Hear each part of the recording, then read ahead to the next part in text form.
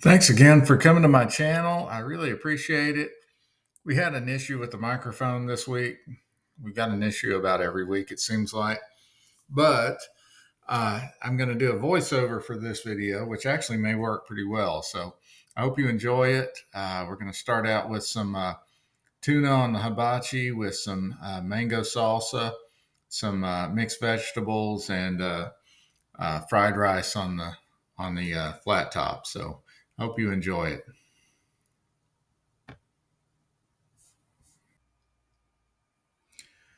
All right, we're going to wash our white rice. You need to always rinse it off, and you can just put it in a strainer and rinse it off under some cold water, and it'll get all the dirt and debris off of it, because rice, when it's picked and cleaned and all of that, kind of sits in an area where it can collect some dust and dirt. You don't want to eat that. So we're going to wash it off. Then we're going to put it in our rice cooker. We're going to use 1.5 cups of white rice and uh, 3 cups of water. So it's a 1-to-2 ratio. One part rice, 2 parts water, and add a little good pinch of salt in there just to get it going. One thing to note on this, I'm making the rice now, but theoretically it's better if you make the rice and then let it sit in the refrigerator and cool off, and it'll kind of split up into individual grains a little better. But we didn't really have time for that for this video, so we're just going to make it and then we'll throw it on the flat top. But it turned out really well, so everything's good there. As you see, again, we're using the electric tea kettle. I highly recommend those. I mean, they're like 30 bucks on Amazon, and you can, anytime you're going to use boiling water, you can have the water heated up, and it just saves you time and makes things a lot easier. So I really like that tool, and it's really a good way to speed things up a little bit. So we're going to stir our rice up a little, make sure the salt's kind of dissolved in there, and you know, just let the rice cooker do its thing. These are cool little inventions that you can use to, not have an extra pot on the stove. I like to make rice on the stove sometimes too, but the little rice cooker makes it easy, and it's just one less thing to have burning on the stove.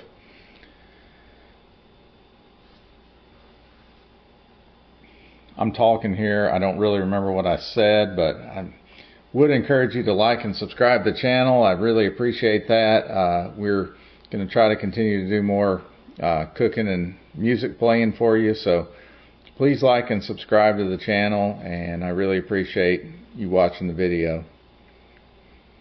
Alright, so we've got our cutting board. We're going to cut a red onion. We've got some mango chunks. This is Costco frozen mango chunks. You can use fresh, of course.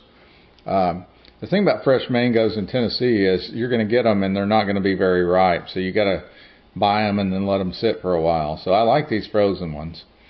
Just let them thaw out before you use them for any salsa or anything like that, or smoothies or whatever you want to make. We're going to cut the ends off our red onion, get all the paper off the outside, and then we're just going to chop these up. We're going to use half the onion in the salsa, and then the other half we're going to chop up and use with our mixed vegetables that we'll put on the flat top. And so I'm just cutting that into small dices. That'll be perfect for the salsa. And just keep your fingers out of the way. Be careful. Be sure and use the right technique with your knife so you don't injure yourself. Years ago in the restaurant, I cut the tip of my left index finger off on the slicer, and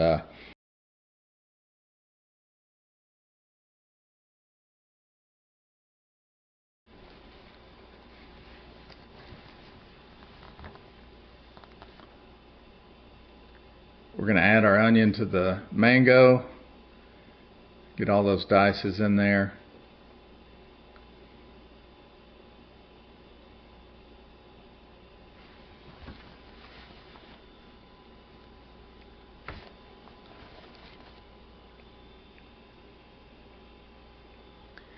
And we've got some scallions. We're gonna chop those up and throw those in as well. Those are a nice little addition to mango salsa, I think.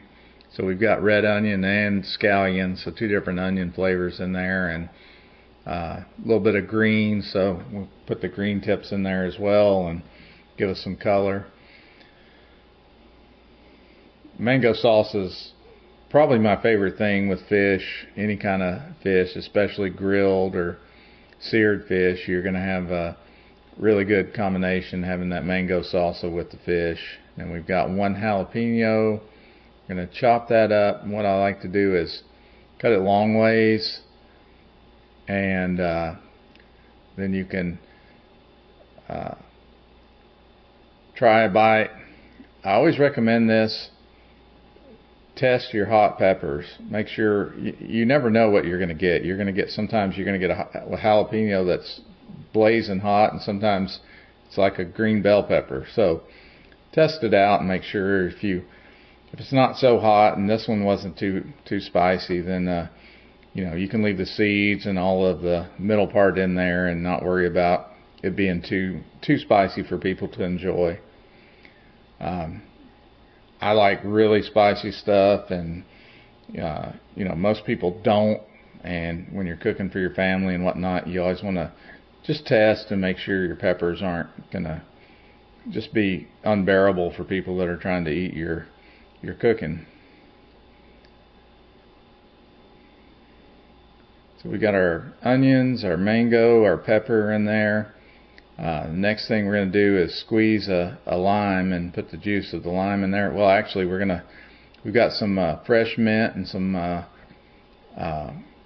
some parsley from outside that we grow out on the back porch here at the house. So a little bit of fresh mint. You want to get the stems out of there and clean it up a little bit.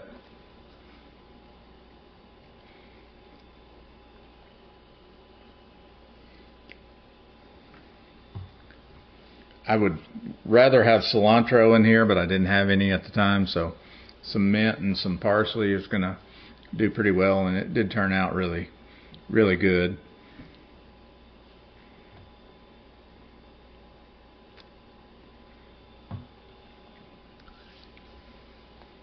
We're going to chop that up fairly fine where you get a little bit of the herbs in a lot of your bites. You're not going to have just one big chunk of a leaf in one bite and then none in the next. So you really want to chop your herbs up according to what you're making. If you're making salsa with some fine small pieces in there, then you want to chop it up pretty fine.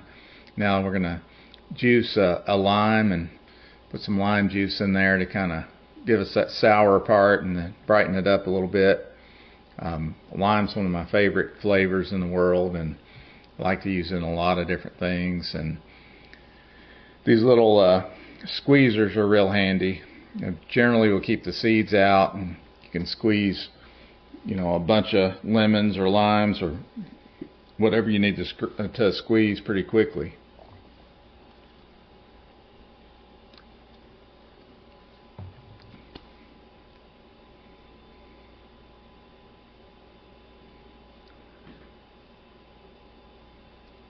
So we've got, I think at this point, all of our ingredients in there. We're going to stir it up with a spoon, let all those different components kind of combine together, and then this will be able to sit and just kind of work together and get all the flavors incorporated while we're making everything else. So like I said, mango salsa is just excellent with grilled fish. It's probably my favorite accompaniment to grilled fish. I like it better than just about any sauce. Chimichurri's right there with it, though. I love chimichurri too with grilled fish, but mango salsa is one of my favorite things, and it's a little bit sweet, a little bit sour, got some spice. It's just got all the range of different flavors, and with that fresh grilled fish, it really goes well together. You want to taste everything, make sure you've got the right mix in there and you're not overpowered by onions or something else. And there you can see the final product. And now we've got our tuna fillets ready to go. Like I said, we're in Tennessee, so getting fresh fish is not the easiest thing in the world around here, but these were previously frozen, but We've thawed them out. We're going to put a little salt. I've got some Himalayan pink salt that I like to use on a lot of things, and it's got some really healthy minerals that are really good for you that you don't really get anywhere else. So a little bit of black pepper, freshly ground. We're going to season this side, then we'll season the other side when it's out on the flat top.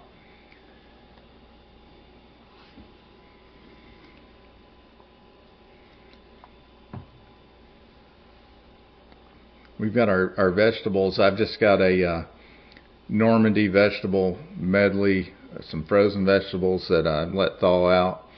So we've got those ready to go. We've got our rice out here ready to go. We've got our tuna fillets. So we're going to start out and spray some avocado oil. These are real handy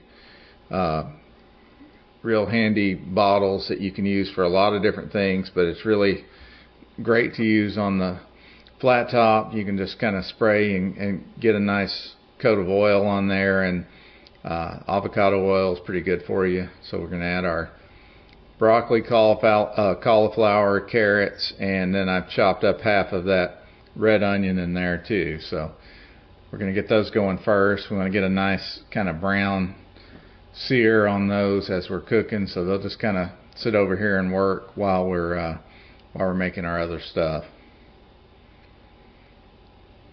So now we're going to throw our rice on the flat top. Like I said, we cooked it in the rice cooker. Didn't get a chance to really let it cool like I'd like to, but that's alright. You can cook it while it's still hot, and it's just going to cook a little faster. And really want to get some brown, a little bit of crispness on the rice. You can kind of see as I'm cooking it here, I use these dual spatulas, and you can use it sideways to position the food on the flat top where you need it, and then forward to get under something and flip it over. But this rice, we had the flat top pretty hot, so it starts acting like popcorn. It'll start popping around on the flat top when you get individual kernels kind of sitting by themselves over there.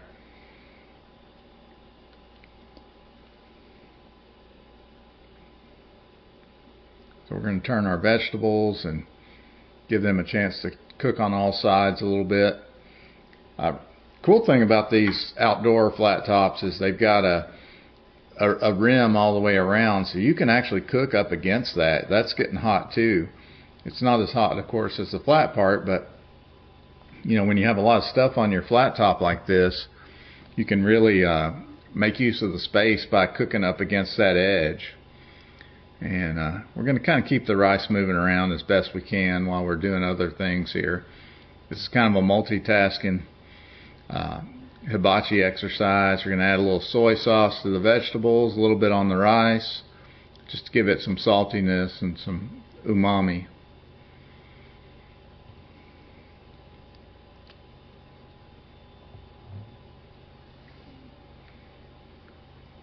The biggest thing with the rice is you want to kind of keep it moving most of the time. You give it a minute to sit and crisp up a little bit and get some browning.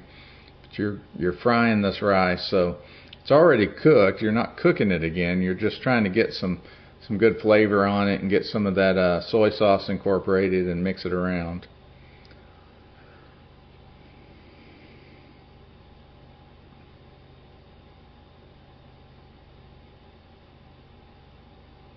Having two of those spatulas is handy because you can use one to kind of scrape everything off and keep them clean. Alright, so now should be about ready to put our tuna on.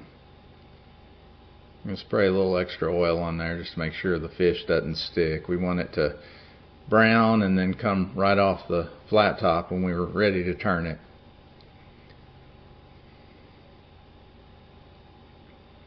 So we'll just drop those on there.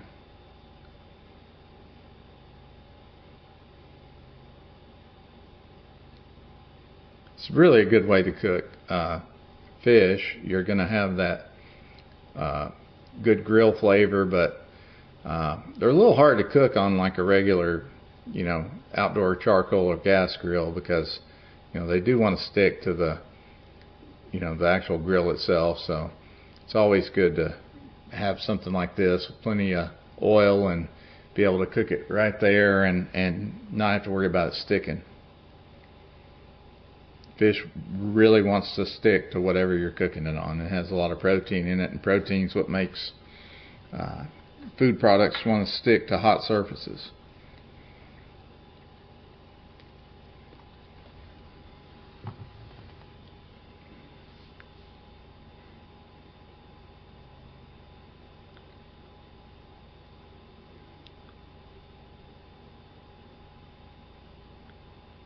Alright, now we're giving our vegetables another turn, give them a chance to continue to cook through.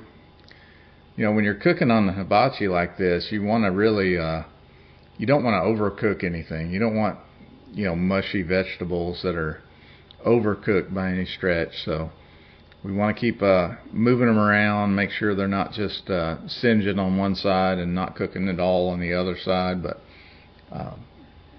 really doesn't take a long time. Give our rice another turn. You can start to see, my video camera's not the greatest, but you can start to see a little browning on the rice there. You've got the soy sauce in there too, but we're starting to get some good color on the rice, and that's what really makes it taste good, and that's going to go with the fish really well.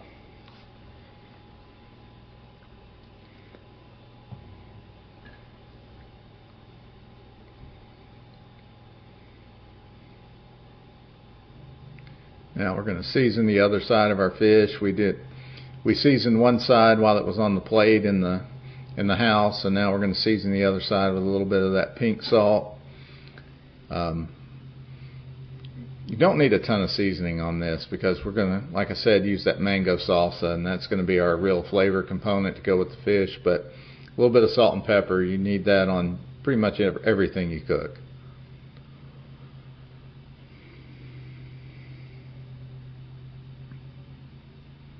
We're ready to turn. First turn on the fish. That one didn't turn very successfully, but that's alright.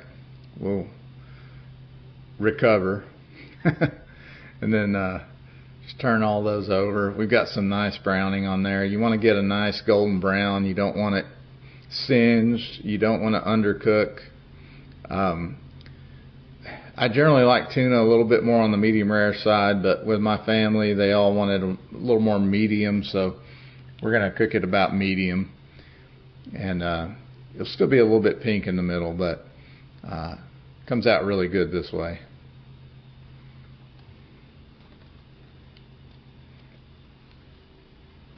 Really, when you're cooking like this, the tuna's easy. You put it on, you flip it, cook it on the other side, and you're done. Rice is the real challenge on the hibachi for me anyway. To get it good and not let it burn, but get some good, some good singeing on it. Maybe not singeing, that's not the best word, but get some good color on it. We're going to move it up out of the way and get ready to cook our eggs that we'll mix in with the rice. So got a couple of eggs. We'll do like 2 eggs with this amount of rice, and that should be kind of a good mixture there.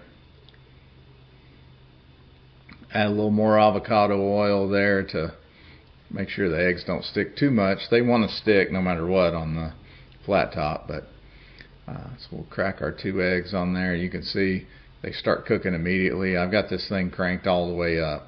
I almost always cook everything on the flat top at high heat. You can turn one part down if you have different things cooking and you want to cook at different rates, but just break those yolks up, scatter the eggs around a little bit, get some I don't like my eggs super browned. Some folks do, and I can appreciate that, but for me, I like them to stay white and yellow, or not so much brown. So we just gave them a quick cook and then kind of mixed them in with the rice, and then we'll start kind of chopping those eggs up in there so we can get a little bit of a bite of egg when you're having a bite of rice too. And in the meantime, our vegetables and our tuna's cooking away. So Like I said, the rice is really the thing you have to spend the most time and pay the most attention to.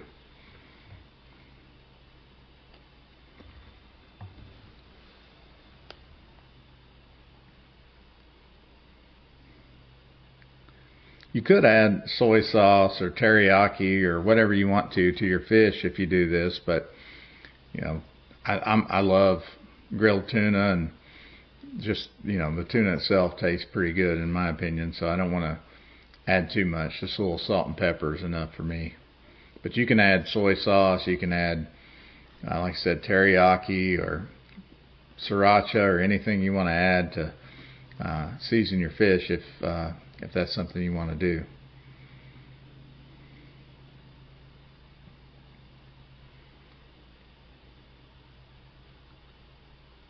Got our vegetables pretty much ready to go here. I think our fish is pretty much done, so we're about at the point where we're going to start pulling stuff off. So we'll get our vegetables off first. They went on first. Got some nice caramelization on those, and you know, with the onions added in, you've got some good flavor there. One lone broccoli wanted to hang out on the grill a little extra long. Alright, now we'll get our rice off. Our rice, we'll spread it out a little bit and let every part of the rice kind of hit the hot part of the grill, just so it gets a little bit of a brownness to it. We've got our egg all chopped up in there, and really good stuff. I mean, for me, we're checking our fish here. Our fish is ready to come off. We've got a good brown on both sides. We flip one over, check it out, make sure. One of the things that you know, I really like to do is just make sure that the fish is cooked evenly on both sides. And so a couple of these, we're flipping it back over and letting it cook just a couple seconds extra on the one side.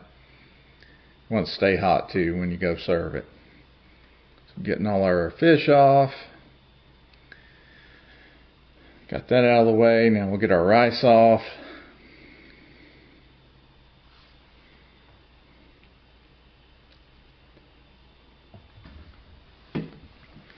Like I said too, 2 spatulas is real handy here, because then you can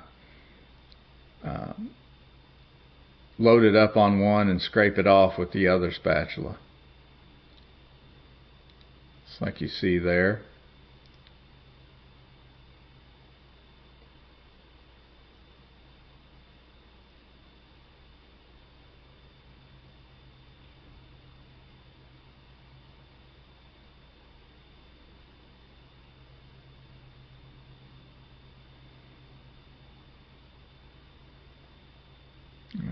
About got all the rice off. We made a pretty good mess.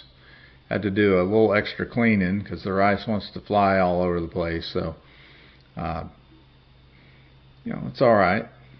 Got a little on the front there, a little rice all over the place, but that's part of this. You can see we've got it fairly cleaned off. Turn the heat off. Shut everything down. Get in the house.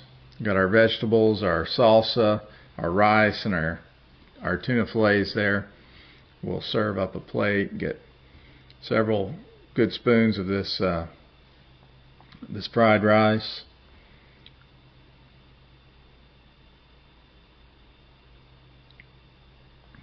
If you go to a hibachi restaurant, you're gonna get a serving of rice about the size of your head. It's a lot, you know, and it's a good filling meal. A lot of times we end up taking part of it home with us because it's hard to eat all that food. A couple of those are small tuna fillets, so for most people 2 or even 3 is probably a good serving there. And put our mango salsa right on top of the fish, and then you can see there, camera's not great, I know guys, doesn't really do it justice, but this is a really colorful, pretty dish, and the family really loved it. Try a bite. It's delicious. Good medium cooked tuna fillets with the mango salsa. really good stuff. So I hope you enjoyed this. Maybe you'll try this at home. Tuna can be inexpensive if you kind of catch it at the right point in the store, but frozen tuna turns out pretty well for me, so don't be afraid to get some frozen tuna fillets and cook those on your grill or your hibachi or whatever you have. About your faith and where you're at in your relationship with Jesus. I just ask you to listen to the words. In the scriptures it tells us that Jesus is coming back, and you want to be in the right relationship with him when he does. Sometimes I fall to my knees and pray, come Jesus, come. Let today be the day. Sometimes I feel like I'm gonna break, but I'm holding on to a hope that won't fade.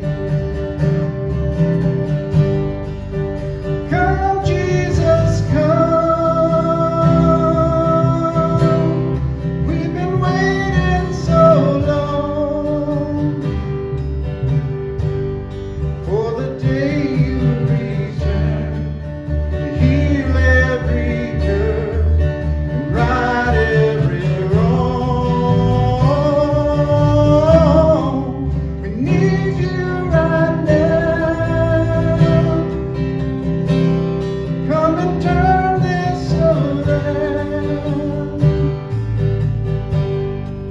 'Cause deep down I know this world isn't home. Come, Jesus, come. There'll be no war, and there'll be no change when Jesus comes. Let today be the day. He'll come for the weak and the strong just the same, and all will believe in the power of his name. Come Jesus, come. We've been waiting so long